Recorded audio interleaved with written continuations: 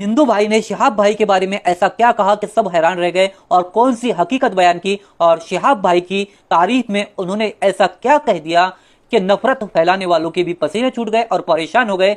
इस वीडियो में पूरी डिटेल उन्हीं की जुबानी सुनिए। हिंदू भाई शिहाब भाई के बारे में क्या कहते हैं।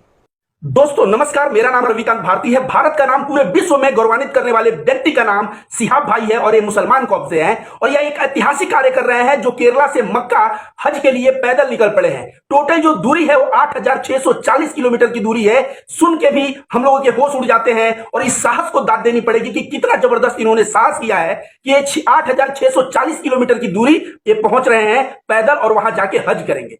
दोस्तों तमाम लोगों ने इनका मजाक भी बनाया कि समुद्र के रास्ते कैसे जाओगे, तो मैं कहूंगा उन लोगों को अपना नॉलेज बढ़ाना चाहिए, क्योंकि भारत से जो है मक्का और खाने काबा तक जाने का भूमि का भी रास्ता है। उसके लिए भारत से पाकिस्तान जाना पड़ेगा, पाकिस्तान से ईरान जाना पड़ेगा, ईरान से इराक जाना पड़ेगा, इराक से कुवैत जाना पड़ेगा, कुवैत से सऊदी अरबिया जाना पड़ेगा और सऊदी अरबिया में मक्का खाने काबा में जाके कोई व्यक्ति पैदल भी जाके हज कर सकता है।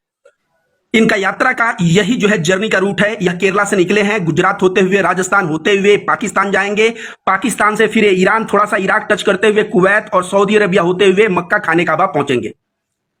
दोस्तों इतनी बड़ी हिम्मत का कार्य के और इनके पीछे का त्याग देखिए। इनकी भी परिवार है, अपने परिवार को छोड़ के 1 वर्ष के लिए ये लगभग पैदल यात्रा पे निकल चुके हैं, तो परिवार से अलग रहेंगे। दूसरी नंबर बात, रास्ते में चल रहे हैं तो बारिश हो रही है, तो बारिश में रेनकोट पहन के चल रहे हैं, कहीं धूप हो रही है उसमें भी चल रहे हैं, कहीं ठंडी होगी उसमें भी चलेंगे। सोचिए अपने शरीर को, इसी को हिंदू धर्म में तपस्या कहते हैं, यह किस तरह से अपने शरीर को तपा रहे हैं और एक तरह से तपस्या कर रहे हैं ईश्वर के प्रति, अल्लाह के प्रति। और शायद अल्लाह का यह समर्पण, अल्लाह के प्रति यह प्रेम ही इनके दिल में इतना साहस दिया है कि यह पैदल वहां तक जाने की जरूरत कर रहे हैं। लेकिन मजाक करने वाले लोग कहां नहीं होते, हिम्मत तोड़ने वाले लोग कहां नहीं होते। दोस्तों तमाम लोग कमेंट कर रहे हैं कि ये जो है पैदल जाना सही नहीं है, ये हवाई जहाज से चले जाते, ये जो है समुद्र के रास्ते से चले जाते, किसी साधन से चले जाते। पैदल जाना अपने जान को जोखिम में लेना है। तो जो भी व्यक्ति यह बात कह रहा है, पहले मैं उससे कह दूं, याद रखो कन्फ्यूशियस ने कहा था कि हजारों मील की यात्रा एक कदम से शुरू होती है और रोज अपने जीवन में एक पत्थर को साइड करते जाओगे तो एक जीवन काल में पहाड़ को तुम साइड कर दिए रहोगे। दशरथ माझी जो पूरा पहाड़ तोड़ा, वो पहाड़ एक दिन में नहीं तोड़ा। साहब भाई भी यह यात्रा एक नाइट में नहीं कवर कर ले रहे हैं कि इनका कुछ हेल्थ इशू आएगा। साहब भाई ऑलरेडी प्लान करके, सोच समझ के, रोज उनको 25 किलोमीटर चलना है कि 30 किलोमीटर चलना है। जो मनुष्य का हेल्थ जितना सपोर्ट करता है उतना वह चल रहे हैं और उनको कुछ नहीं होने वाला। क्यों? एक तो जो चल रहे हैं वो शरीर की क्षमता से बहुत ज्यादा नहीं है और दूसरा उनके ऊपर ईश्वर की कृपा है, अल्लाह की कृपा है। और जिसके ऊपर अल्लाह का हाथ हो, अल्लाह का कृपा हो, उसको अपने मंजिल से कौन रोक सकता है।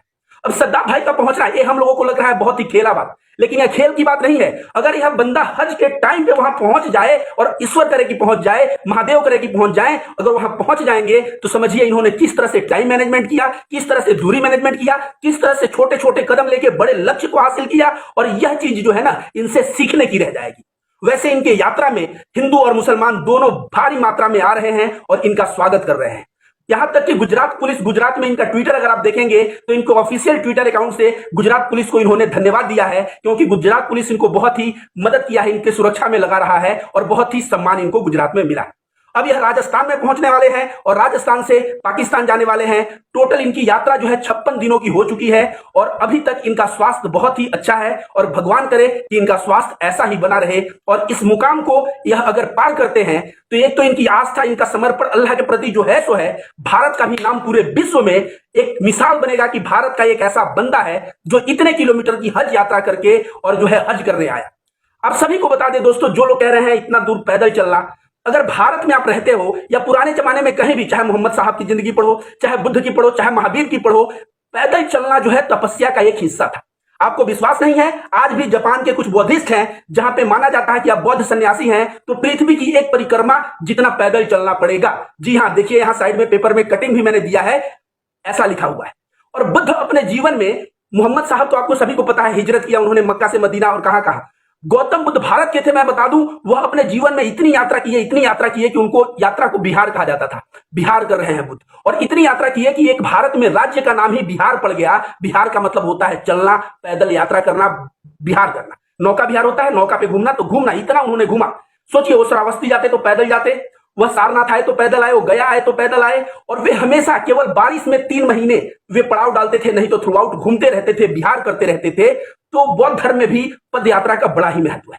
जैन धर्म की बात करें तो महावीर कहा जाता है अपने जीवन के 12.5 साल 6 महीने उन्होंने पैदल चलते रहे, ध्यान साधना करते हुए पैदल चलते रहे। 12.5 साल, सोचिए 12.5 साल में। अब मैंने इस बंदे का देखा तो मुझे कहीं ना कहीं याद आया कि भाई बारिश में भी चलेगा, गर्मी में भी चलेगा, ये शरीर को एक तरह से तपस्या ही तो कर रहा है। आप सोचिए महावीर पैदल चलते थे। कभी कभी ऐसा भी हुआ है कि 3 दिन पे 1 दिन भोजन मिला है, कभी 13 दिन पे 1 दिन भोजन मिला है, और महावीर जो है काफी पतले हो गए थे अपने तपस्या के दौरान।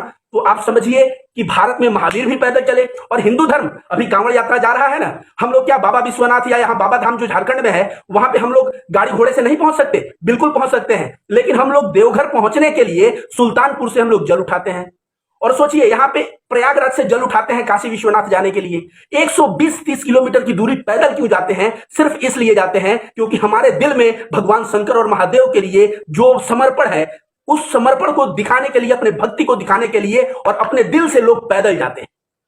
तो कांवड़ यात्रा में भी पैदल का बहुत ही महत्व है। और बता दूं दोस्तों, हिंदू धर्म के एक बहुत बड़े सन्यासी जिनका नाम स्वामी नारायण है, अक्षरधाम दिल्ली टेंपल में जाएंगे तो स्वामी नारायण के बारे में जरूर आप जानते होंगे। उन्होंने कहा जाता है कि लगभग 9 साल 11 महीने पैदल चले थे। 9 साल 11 महीने, सोचिए कितना बड़ा दूरी होता है कि 9 साल 11 महीने दूरी इन्होंने पैदल चला था। और अंत में गुजरात पहुंचे और सारा तीर्थ घूमते हुए गुजरात में इन्होंने वहां पे जो है अस्थायी निवास बनाया। और फिर उनके बारे में आगे कहानी जान। तो दोस्तों, हर एक धर्म में पैदल चलने को एक तपस्या माना जाता है। और इसीलिए जो है, जो हज के लिए यह बंदा सिहाब भाई जा रहा है, इसके लिए हर एक हिंदू, हर एक बौद्ध, हर एक जैन और हर एक मुसलमान को दिल से दुआ देनी चाहिए कि इस बंदे का हज कबूल हो, ये हज पे पहुंच जाएं, टाइम से हज पे पहुंच जाएं और इनका स्वास्थ्य भी सही रहे, ऐसी हमें कामना करनी चाहिए। और इनकी यात्रा पूरे हिंदुस्तान में हिंदू मुस्लिम एकता का एक मिसाल बना है। इनको हिंदू और मुस्लिम दोनों तरफ से सपोर्ट मिल रहा है और इनके यात्रा में भारत का तिरंगा भी देखने को मिल रहा है दोस्तों। और इनको नेकियां कितनी मिलेगी ऐसा समझिए, सहाबा इकराम, ऐसा कहा जाता है कि हज के लिए जब कदम बढ़ाते थे तो छोटे छोटे कदम बढ़ाते थे, क्योंकि ऐसा माना जाता था कि जितना कदम आप बढ़ाएंगे हज के लिए उतनी नेकियां मिलेंगी। तो इस भाई को सोचिए 8640 किलोमीटर पैदल जा रहा है, इनकी नेकियों की जरा आप कल्पना करिए। और हम लोग कांवड़ जब ये होता है तो हम लोग भी तो कांवड़ियों का पैर धोते हैं गर्म पानी से, सेवा करते हैं। उस सेवा करने से क्या होता है? नेकियां हमें भी मिलती हैं। तो हिंदू धर्म में भी ये मान्यता है, साथ साथ इस्लाम में भी ये मान्यता है। तो ये जा रहे हैं दोस्तों, जहां भी आपको ये मिले इनकी मदद करें, इनका समर्थन करें और इनकी जो है हौसला अफजाई करें, क्योंकि ऐसा पुरुष, एक युग में एक पुरुष पैदा होते हैं। दोस्तों थोड़ा आप लोग ही सोचिए कि इतनी दूरी, अब तमाम लोग कह रहे हैं कि पैदल जाने के लिए मैं भी इनके साथ जाऊंगा, मैंने कमेंट देगा मैं भी इनके साथ जाऊंगा। तो भाई आप इनके साथ जाएंगे, आपको पता है इन्होंने वीजा लेने के लिए भी संघर्ष किया है, 5-5 कंट्री से इन्होंने वीजा लिया है। आप वीजा लेंगे तब तो इनके साथ जाएंगे। दूसरा, हज के लिए जो है जीवन में एक बार जाना अनिवार्य है और उसी को अनिवार्य है जो सक्षम हो। तो आप अगर सक्षम हो तो वीजा बनवाएंगे, इनके साथ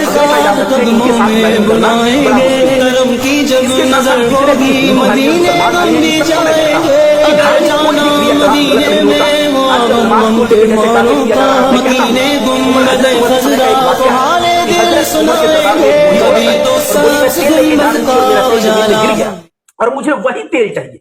और वो रो रही है, बोल रही है, रिक्वेस्ट कर रही है, वही तेल चाहिए। अब सोचिए जो तेल जमीन में गिर गया है उसको कैसे दिया जाए। तो हजरत उमर ने एक चिट्ठा लिखा और कहा कि लेके जाओ और उसको वहीं पे रख दो जहां तुम्हारा तेल गिरा है।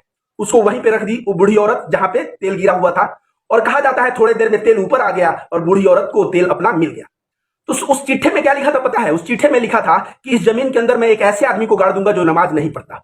मतलब समझिए, नमाज पढ़ने से व्यक्ति जो है रहमत वाला, रहम दिल वाला, बढ़िया अच्छा व्यक्ति होता है। तो हर एक प्रोसेस हम लोग ध्यान करते हैं, वो भी दिल में रहम देता है। तो हर एक प्रोसेस जो है रहम के लिए है, करुणा के लिए है, प्रेम के लिए है। धर्म कोई भी हो, क्या फर्क पड़ता है? हम हिंदू हैं, कोई मुसलमान है, कोई सिख है, कोई ईसाई है। अगर भूखे को रोटी कोई खिला रहा है तो मतलब सेवा से होनी चाहिए, मतलब प्रेम से होनी चाहिए। और सारा का सारा धर्म जो है यही सिखाता है।